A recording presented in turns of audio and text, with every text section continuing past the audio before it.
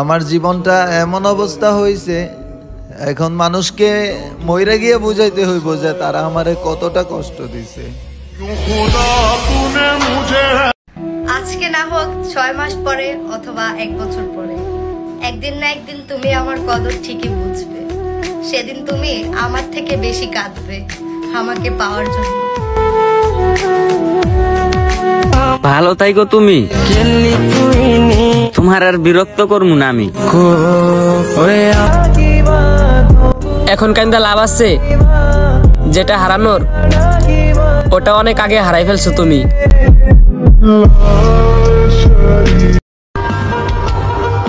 প্যারা নাই, আমি জানি আমি খারাপ। বিশ্বাস তাকেই করো যে তোমাকে কষ্ট দিয়ে সে নিজেকেই অপরাধী মনে করে।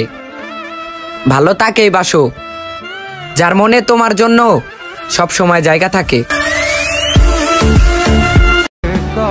যেই পুরুষ তার বাপের মরণও কান্না করে না, নারী সেই পুরুষকেও কান্না করিয়া ছাড়ে। দেখো, একদিন তুমি আমার ঠিকই খুঁজবা, ওই দিন আমার চেয়ে তুমি বেশি কান্না করবা। আমি ওই মিথ্যা কথা সাজা পাইতাছি বারবার। ওই যে সবার কাছে বলতাম তুমি শুধু আমার। যাও, সব শেষ। এবার আমিও দেখবো আমার মতো যত্ন করে কে তোমারে ভালোবাসে। খোদা হাফেজ। বহুদিন ধরে ভালো নেই, মনে নেই কোনো শান্তি। দিন কেটে যাচ্ছে দিনের মতো, সব মিলিয়ে আজ আমি বড্ড ক্লান্ত। অভাবের সংসার রে ভাইয়া, আমরা জানি টাকা কিভাবে খরচ করতে হয়।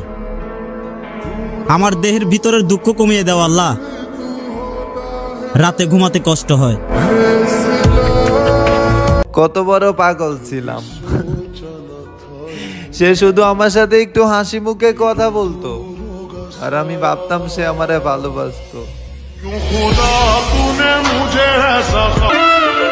তোমাকে আমি পাবো না জেনেও বারবার আমি তোমাকে চাই, কিন্তু আমার ভালোবাসার বিনিময় বারবার শুধু আমি অবহেলাই পাই।